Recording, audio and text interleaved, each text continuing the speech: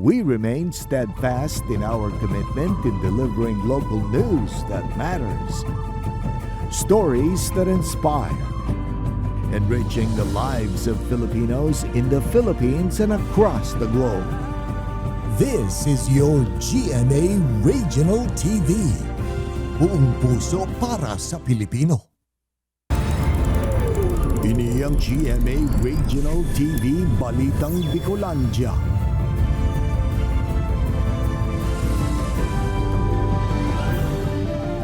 Diyos maray na hapon mga kapuso, uninaan Balitang Bicolandia.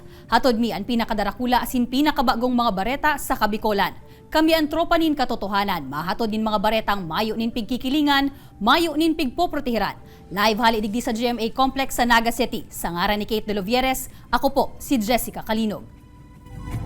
Bagong mundag na umboy nadukayang mayo na nin buhay mantang nakapatos sa plastic nin parcel sa sanitary landfill kan syudad nin Naga. Barangay Council kan Santa Cruz kung sain anhuring ruta kan garbage truck. Nangapudan sa mga ospital sa syudad asin probinsya na i-monitor ang mga pasyenteng bagong pangaki na posibleng ina kan umboy. Si Chris Novelo nakatutok. Imbes na mga basura sa ramay na nimbuhay na umboy ang tuminambad sa mga garbage segregator kan sanitary landfill sa San Isidro, Naga City. Nakapatos pa ang bagong mundag na umboy sa itom na plastic manta nakakabit pa ang pusod kaini na pigtutubod ang nasa 8 hasta 9 na bulan na. Tadyan tayo idadam para mapilian kan sa mga volunteers kan sa mga recyclable gabos na papapakinabangan. Makuha kan sa rong IWS personnel na nakabalot duman sa plastic block. Maalas 11 subuot kan magabot sa landfill ang dump truck na nagruta sa barangay Santa Cruz kan syudad kaya pagtubod kaini na sa lugar posibleng inapon ang umboy. Pigsyerto man kan mga otoridad sa barangay Santa Cruz na sususugo ninda sa paagikan mga health worker as in midwife ang mga bado sa lugar. Dayman pigigilid kan barangay na posibleng bakong residente kan lugar an may kagibo kaini ninhulitan na papalibutan ng mga boarding house ang barangay as in harani sa University Belt kan syudad. Daiman si Maray si Salod niya na iluwas ang peto sa tulak. Almost siguro 8 to 9 months ito. Magiging delikado sa party katong ina kang aki. Na siguro yan may mga hospital digdiyo sa Satuya, sa Camarines or sa Naga. I-check po ninda si malaog na mga pasyente. Tabaka saro sa malaog sa inda, si magurang katong nako ang aki sa landfill. Makakatabang man subot ang CCTV sa lugar, ngani masusog kung sisi ang nagapon kan umboy. Mientras tanto, binindisyonan ng unakan simbahan ang umboy antes ining inilubong sa public cemetery sa Barangay Concepcion, Pequeña. Kaibanan si Carlo Abunita, Chris Novelo, Balitang Bicolandia. Mayo naman in buhay kan madukayan sa mismong pigtatrabahuhan kaining dorm ang sarong 47 anyos na lalaki sa Barangay Bagumbayan Sur, Naga City, kasubagong aga. Susog sa katrabaho kaining si JR, pinupukawan subuot ninda ang biktima pasado alas 6 nin aga, alagad mayo na ininin pulso. Enot kaini dinarapa subuot ang biktima sa Naga City Hospital kan nakaaging Domingo, makalihis makamati nin pagkaribong, asin dei makalakaw. Napag-araman nagikan pang Cavite ang biktima na nagsisirbing pintor kan pigpapatindog na dormitel sa lugar. Mayo man subuot nin senyales na may foul play sa kapagkagadan kan biktima.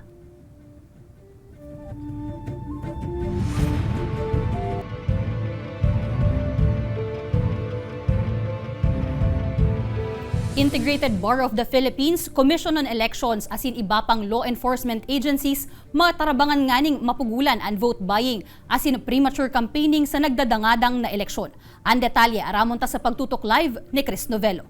Chris?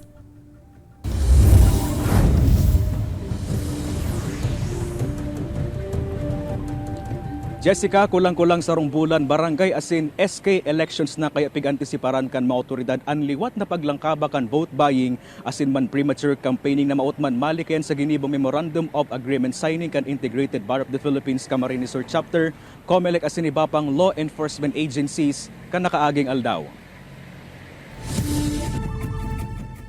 Sinilihan sa paginin sa Memorandum of Agreement signing ang pagtatabangan kan Integrated Bar of the Philippines Camarines Sur Chapter as in COMELEC para sa kampanya kontra vote buying as in premature campaigning.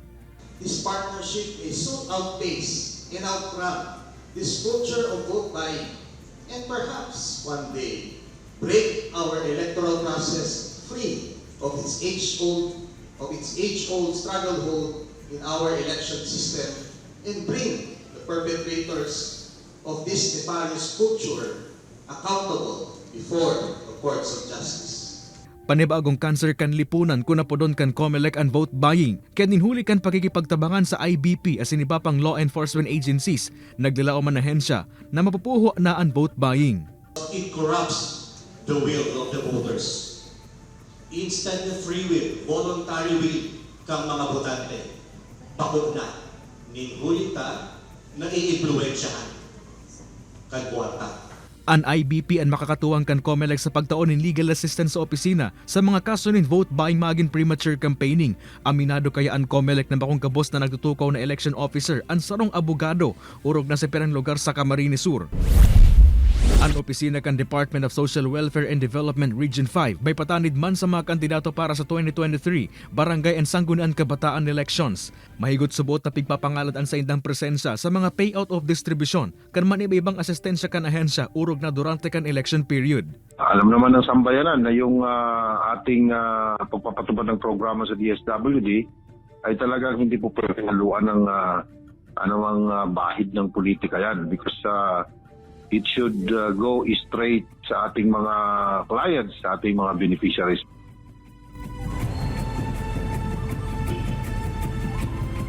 Jessica Aperacan, DSWD na nga podan man ang Department of the Interior and Local Government o DILG sa mga kandidato sa paagining sarong memorandum circular na ibitaran o ipinagbabawal una ang pagkondusir ng mga barangay assemblies iningani mali kaya na makapag-impluensya ang mga kandidato sa mga botante lalo na itong mga nagtutukaw na incumbent barangay officials asin maibitaran na magamit o maimpluensya o magamit ang mga government facilities asin pasilidad ngunyan na para nina ang barangay and SK elections.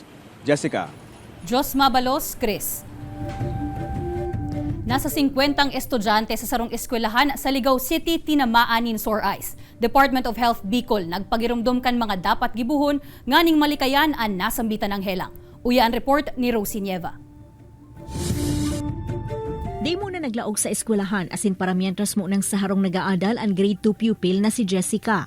Di na mo na kaya siya pigtugutang maglaog makalis magkaigwanin sore eyes. Sa katunayan, sarusa na si Jessica sa 50 mga estudyante kan Ligao East Central School sa Ligao City na tinamaan ka na sambitan ng helang. Sigon sa principal kan eskwelahan, pira sa mga estudyanteng nagka-sore eyes ang nagrahay naman ang kondisyon sa ngunyan. Alagad pigmarhay subuot ninda na daina mo na palaugon nganing daina makaulakit pa.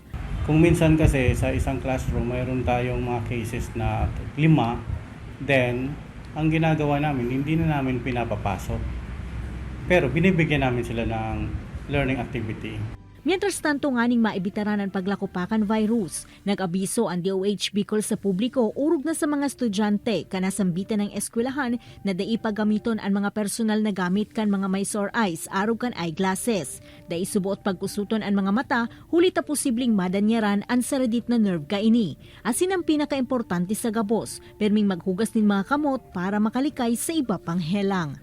If you experience symptoms na hindi na-relieve ng home remedy in 48 hours, please seek immediate consultation with a doctor or eye specialist. Ini si Rosie Nieva, Balitang Bicolandia. Tinutong na bagas in a tea bag, available iyan sa Pili Camarines Sur asin kumikitang kabuhayan ngunyan kan sarong 40 anyos na Pilienyo. Aramon taan sa iyang istorya sa report na ini. Packaging pasana, syertong may intriga ka na, nakalaag sa tibag o itong piglalaganin siya. Alagad pag tinimpla mo na, kapean itsura, pati naan aroma. Iniyan tinutong na bagas, nagibukan 40 anyos sa si Christine Chow, kan Barangay San Isidro, Pili Camarines Sur. Some of mga millennials, yun, medyo familiar. Sinasabi nila, usually, yung lola ko umiinom ng ganyan. Pero since na gusto nating itap, yung mga Gen Z, gusto nating itap yung millennials. Kaya tayo nag-come up doon sa packaging na merong tea bag, merong coffee drip, and then meron din tayong granules. Organic na bagas ang pigagamit ni Christine para sa paggibukan sa iyang produkto. 2 hasta 2 may kabangang oras ining nakasalang sa dekahoy na pugon hasta sa makuana ang tamang pagkatutong. Pakahaon, papaliputon, antes na inipatuson. Igwanin plain, igwamanin sinalakanin Muscovado sugar. Ang sarong pack na may 10 tea bags kan tinutong na bagas, 175 pesos niyang ipigpapabakal, 30 pesos naman ang coffee drip. Ninhuli tagibo sa bagas, mas healthy asin caffeine-free man ini.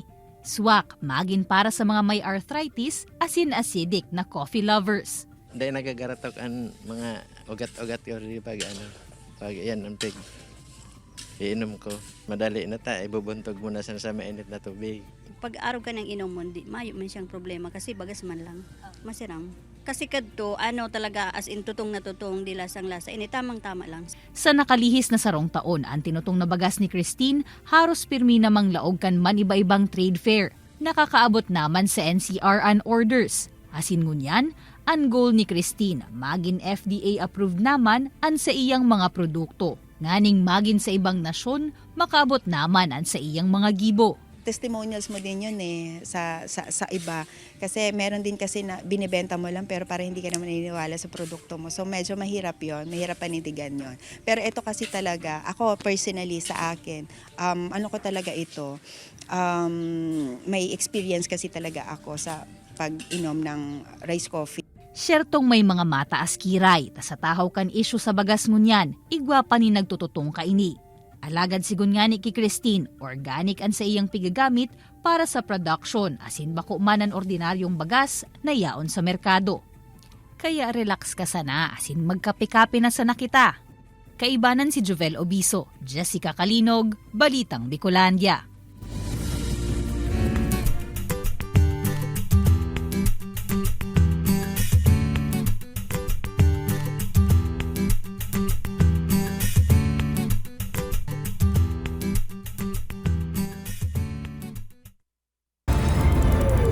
Ini ang GMA Regional TV Balitang Bicolandia.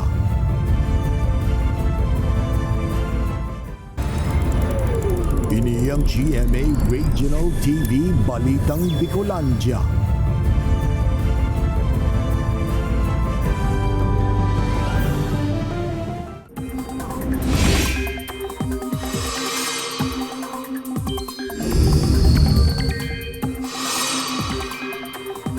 Mga kapuso, padagos niya itong pigmomonitor ang low pressure area sa luwas kan Philippine Area of Responsibility.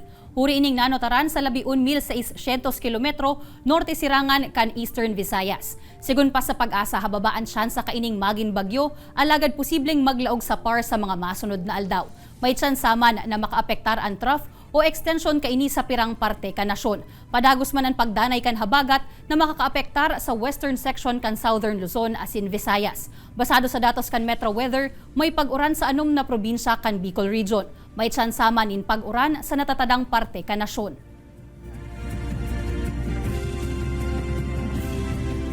Protected Area Management Board asin DENR Bicol inaprobaran ang propwesto kan sarong exploration team na maghanap nin bagong trail pasakat sa Mount Masaraga. Obheto kaini aramon ta sa istorya ni Chris Novello.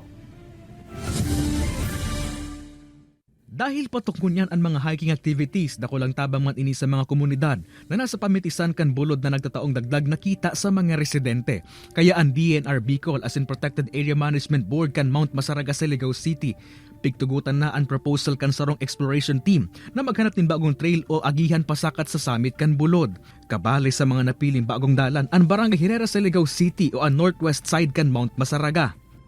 Ang bintay sa barangay ta, maan barangay kago aki mahilian mga mga kuyan diyan sa Masaraga, mahilian kan mga gabisita. Oras na mabuksan na sa Mountaineers ang lugar, dagdag kabuhayan subot ang dara kaini sa mga residente, urog na sa mga paraabaka asin paroom sa lugar na masirbing guide asin porter. When it comes to livelihood, magiging ecotourism activity siya para sa barangay ng Herrera, para doon sa mga local resident. Sa paglilibot kan Mountaineer asin sentro, mahihiling na mayaman pa ang lugar. Yaon ang mga nesting grounds kan mga hayop asin iba pa mga burak asin pananom. Bundok po kasi pag solid ang vegetation, safe pa po yan akyatin kasi kinsa kuan ang kahoy pwede mong mahawakan pag habang umaakyat. Inabot ning tulong aldaw an exploration kan grupo, alagad day pa kan mga inaabot, an summit o tuktok kan bulod, huli sa ibog kan mga duot sa agihan. Alagad ng katalaan man giraran na ipadagos kan grupo, an pagsakat sa bulod sa enot na simana kan Oktubre, as in target na nindang maabot an summit kay ini. Ini si Chris Novello, Balitang Bicolandia.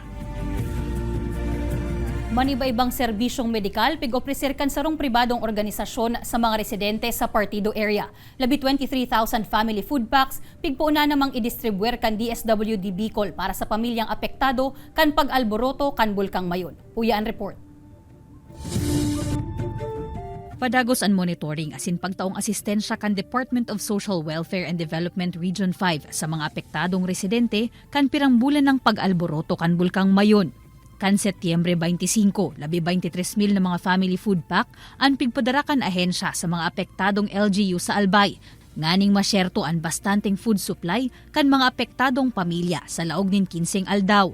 Hindi lang naman po mga evacuees ang tinututukan natin. Patuloy po tayo na nagpe-position sa iba't ibang strategic na mga municipalities, including of course yung mga warehouses natin sa 6 na lalawigan ng Kabikulan, para din po ito sa paghahanda sa mga paparating na mga kalamidad, lalong-lalo na po yung bagyo.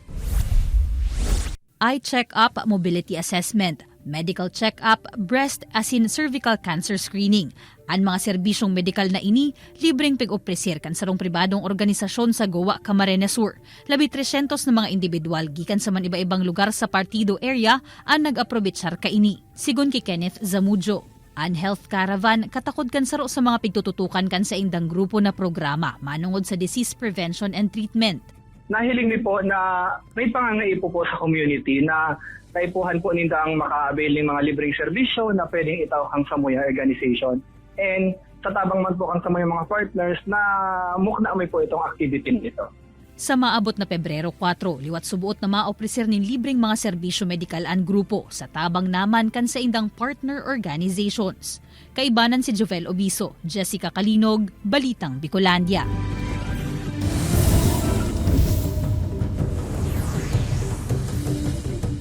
Pirang hatchlings kan green sea turtle asin hawksbill turtle magkasuway na pigbuhian kan DENR sa kadagatang sakop kan Virac Catanduanes asin Barcelona, Sorsogon. Uya ang istorya. Sa kadagatan kan Labanay Cove sa Barangay Magnesia del Sur sa Virac Catanduanes, pigbuhian kan Provincial Environment and Natural Resources ang 81 na mga rescued hatchling kan green sea turtle.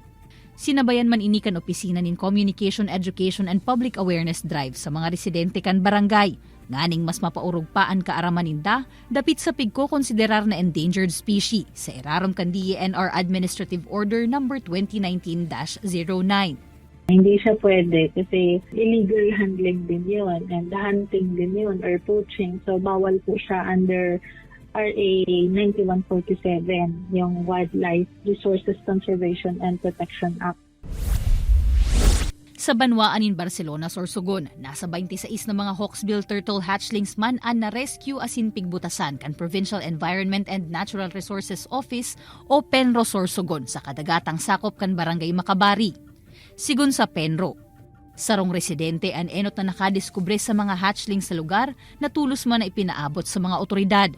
Labi 30 hatchling subuot ang nakuha sa lugar, alagad 26 na ang nakasalbar.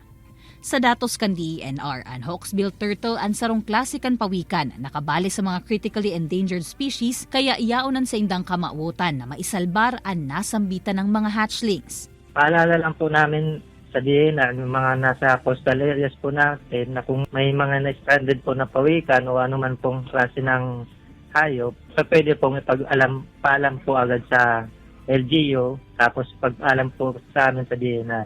Agad naman po kami mag-respond po. Ini si Jessica Kalinog, Balitang Bicolandia.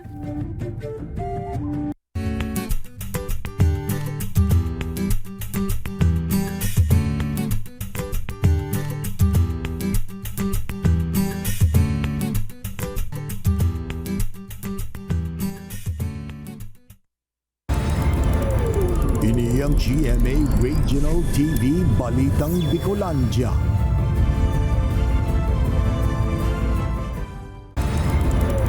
Ini ang GMA Regional TV Balitang Bicolandia.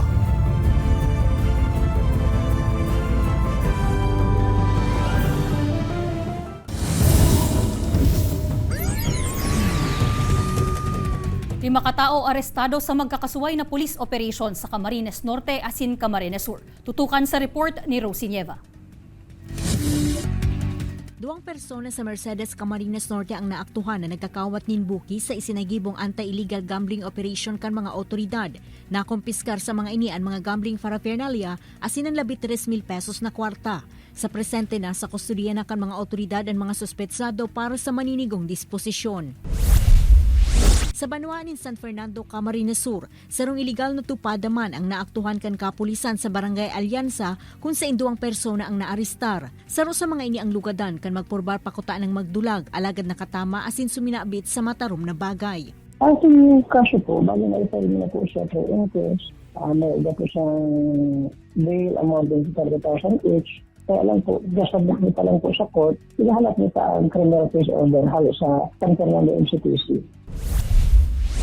Napasakamot naman Kanabuwa Municipal Police Station ang rank 1 Municipal Most Wanted Person sa kasong panlulugos. Agosto 11 kan isagibo ang krimen kan 26 anyos na suspetsado asin Setyembre 19 kan ibaba ang mandamiento de aresto.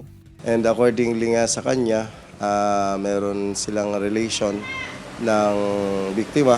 Kaya lang nga po is minor de edad si biktima. And accordingly po sa magurang and then dun sa biktima na pig-rape nga din po siya.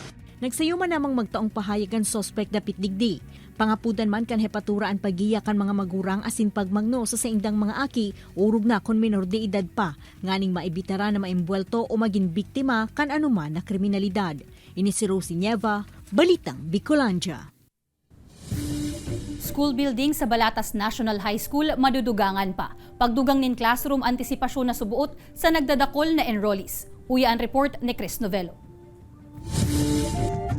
Sa porsyon na iniharani sa kinatitindugan kan Balatas National High School, ititindugan-dugang na school building para sa nasabing eskwelahan. 3-story, 12 classroom ang gigibuo na edifisyo sa lugar. Nandisipasyon sa nagdadakol na estudyante, bakusan na sa nasabing lugar alagad pati sa iba pang eskwelahan sa Naga City. Napag-araman na bakusan ng mga taga-barangay Balatas ang mga nagaklase sa eskwelahan na ini, kundi may iba panggikan sa ibang barangay kan syudad, araw kan Barangay Concepcion, Pequeña. Ang ground break natin ngayong buildings will decongest yung super congested na Camarines Sur National High School. So, strategically, yan po talaga. Sa presente, iguaning 300 na estudyanteng naka-enroll sa nasabing eskwelahan, kaya napapanahon subuot na madugangan na ang school building digdi. Kabawasan man subot ini sa 170 na kulang pang school building sa Naga City. Pag natapos po ini, o di masusolve na si kakulangan sa classrooms. Ang totoo po kaya may sobra pa. Diba? 12 classrooms.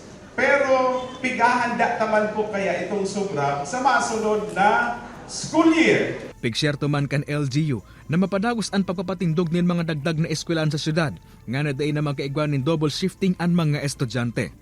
Kay Baran si Jovel Ubiso, Chris Novello, Balitang Bicolandia. Makakamati nin 9 na oras na brownout sa aga ang pirang lugar na sakop kan Kasureco 2 poon alas 9 nin aga hasta alas 6 nin Banggi. Apektado kan mangyayaring power interruption ang mga nasasakupan kan Feeder 15 sa Naga City asin ang bilog na Banwaan kan Milaor asin Minalabak, Camarines Sur. Susug sa kooperatiba resulta ini kan road widening project kung saan may mga irerelocate na poste nin kuryente. Apuera ka ini may mga iirahayon man na nagtaragilid na poste, partikular sa Banwaan nin Milaor. Hagad man kan kooperatiba ang pag-intindi kan publiko sa mangyayaring power interruption sa aga. Tangon yan ang preparation, ginigibo na po, balik ang nakaagi pang aldaw, kang Lunes, tiga bisita na po yan kan sa tuyang mga engineers and tigihiling ta itong mga posibleng gibuhunan na day nangangaipuhan ng power interruption. Kasuod main ganyan, tigpupuuna na po yan. Pig sa publiko kan Philippine Army ang sa indang modernong ekipahe sa paagi kan duwang aldaw na live firing exercise na ginibo sa Banwaan kan Uson, Masbate. Natawan digdinin pagkakataon ang mga nagbisita sa aktibidad na maeksperiensyahan ang pagpaputok kan howitzer machine artillery. Sigun sa mga otoridad, ang pagbugtak nin machine artillery sa Masbate parte kan sa indang prepositioning for internal security asin external defense. Apuera ka ini patunay man subuot ang ekipaheng ini kan pagrahay kan kakayahan asin kapabilidad kan mga kasoldaduhan para dagos ng matuldukan ang insurhensya sa Masbate asin sa bilog na rehiyon.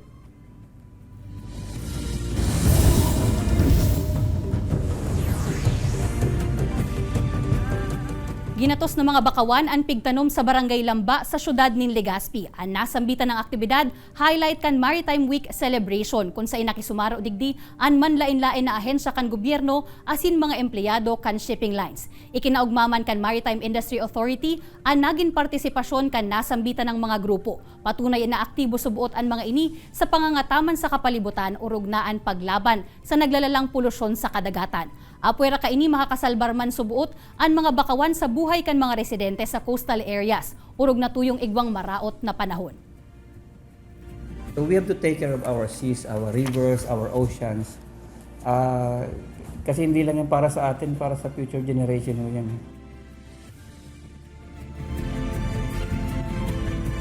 Manlain-lain na aktibidad, tampok sa Anitan Festival sa Daet, Camarines Norte. Uya ang report ni Rosie Nieva. Napanonin kaugmahan ang Barangay Mambalite sa Banuaan, Candaet, Camarines Norte, kasabay ka nagpapadagos na 16th Anitan Festival. Kabali sa mga naging aktibidad ang pagdakop nin mga anit o mud crab, hasta sa isinabak na sa karera ang nasambitan ng mga alimango.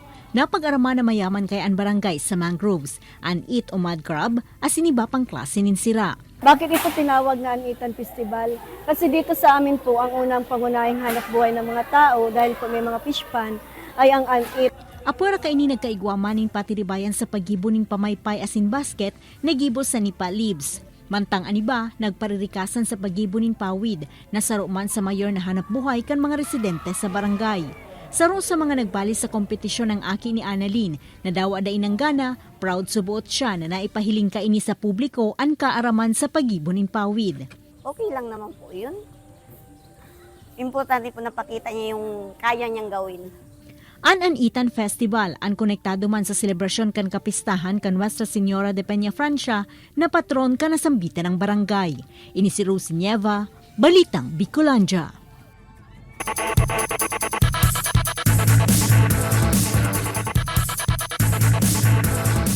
Dahil pinaporma kan San Beda Red Lions ang Arellano Chiefs sa first round kan NCAA Season 99 Men's Basketball Tournament na ginibo sa Philoil Eco Oil Center in San Juan. Dinomina kan San Beda ang Arellano nin 24-point lead kung saan nagtapos ini sa score na 85-61. Pinanginotan ang grupo ni Jacob Cortez ang first half kan kawat na nagkamada nin 16 points, 3 rebounds asin 5 assists. Sa ngunya, nagpapadagos man ang laban kan San Sebastian Golden Stags kontra sa Mapua Cardinals. Mga kapuso, 90 days na sana, Pasko na! Madadala ng episode na ini asin iba pang pinakahuring lokal na bareta sa official website kan GMA Regional TV, www.gmaregionaltv.com. Pwede man kamong magbisita sa samuyang official YouTube channel, GMA Regional TV, asin i-click ang subscribe button para sa pinakamainit na bareta hali sa manibaybang rehiyon. Mabalo sa mga kapusong Bicolanong nag-antabay, magin sa mga kapuso niyato abroad. Ninhulita sa GMA Regional TV, Local News Matters. Asin iyan ang pinakadakula asin mainit na bareta sa Kabicolan. Sa ngaran ni Kate De Lovieres, ako po si Jessica Kalinog. Kami ang GMA Regional TV, Balitang Bicolandia. Bilog na puwersa para sa mas dakulang misyon, asin mas mahewas na pagserbi sa nasyon.